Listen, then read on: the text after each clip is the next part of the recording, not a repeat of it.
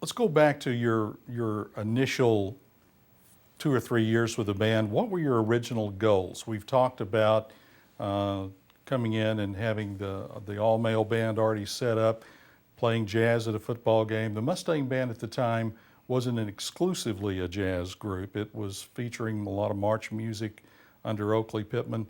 You've talked about the uniforms and being the best dressed band in the land. What other goals come to mind? What other things did you want to accomplish at SMU? The guys to enjoy playing in the bandstand. That's the key to it.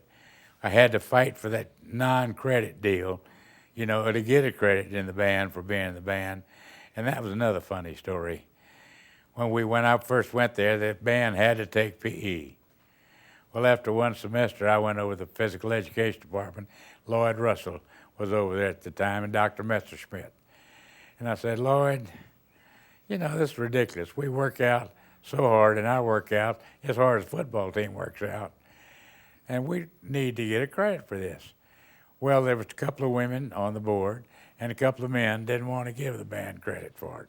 No. So I appeared before the full board, and they said, no, we're not going to give the band full credit. I said, okay, Lloyd.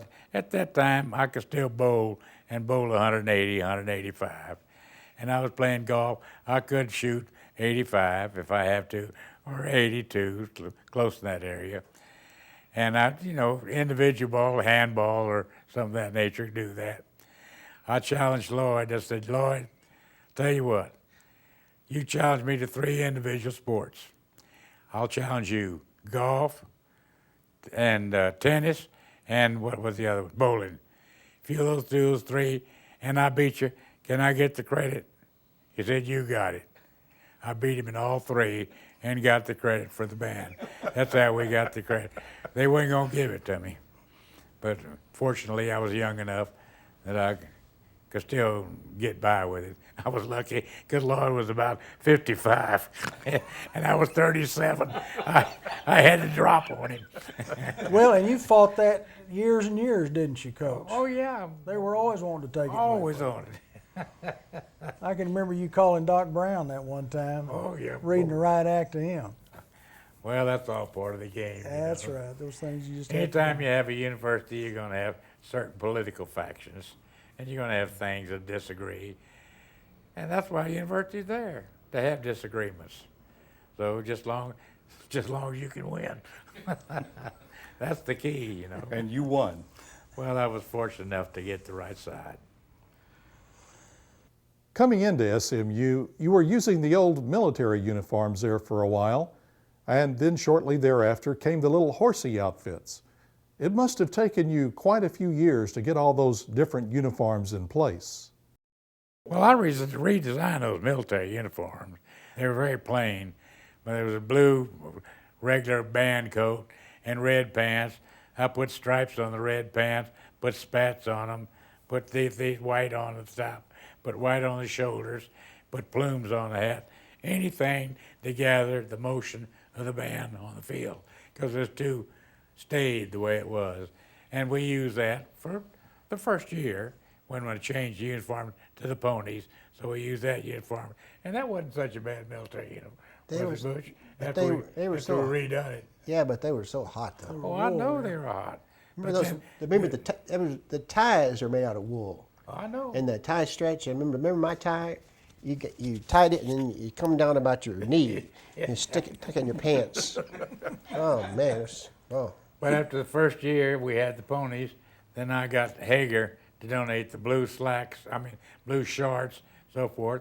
So we did away with military uniforms, and we had those 2.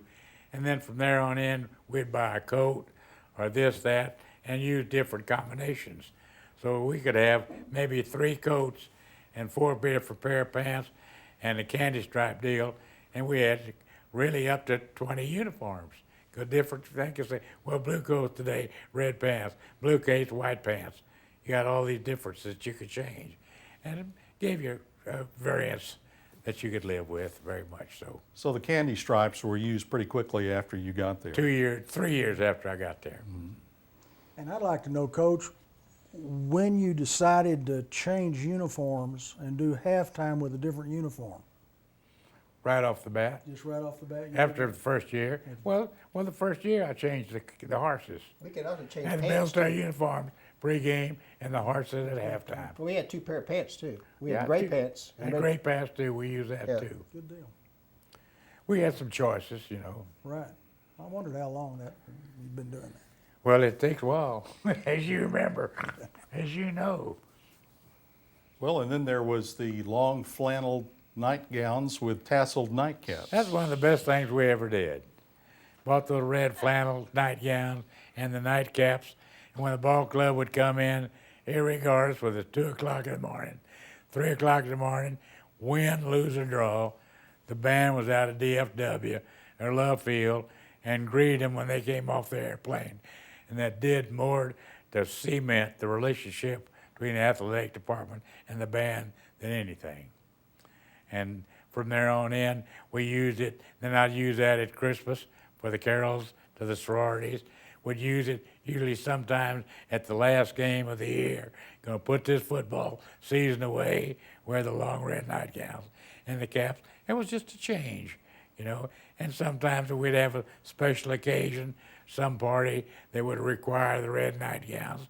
We'd wear it to something of that nature. But that was a good change for us. And it was the source of a lot of interesting looks from people getting off the airplanes Oh, at of Love course. Field when the Who's Mustang that crazy band showed bunch up. down there? That's that nutty bunch down there again. You know, I was thinking that you made so many friends, like, but they all helped you, like Red McLean, Mustang Club. The Mustang Club was a great help to us. They were. And John Knott's mother. Yeah. John Knott's mother was the secretary of the Mustang Club. I remember. And she was a doll. I remember the Mustang Club because we used to perform for them. We had with the Candy Strap 5. And I remember one time I missed the bus going to Texas Tech. Do you remember that? Yes, sir. Yeah, I remember that. And they flew you out there with They Mustang flew me out Club. there, and when the bus drove up, I was sitting there with Red McLean having a Bloody Mary, and you said, "Damn, Arnold, how'd you do that?" Because you just knew I wasn't going to make it, didn't you? Well, same thing happened in Arkansas with Kindred Yeah. and Jan Jordan. They missed the bus there, and they caught the Mustang Club plane to Little Rock and rode up there and came up, remember? And I said, "You sorry rascals? You know, thank God you made halftime." Well, yes, we knew we did if we missed halftime. I knew too. Yeah.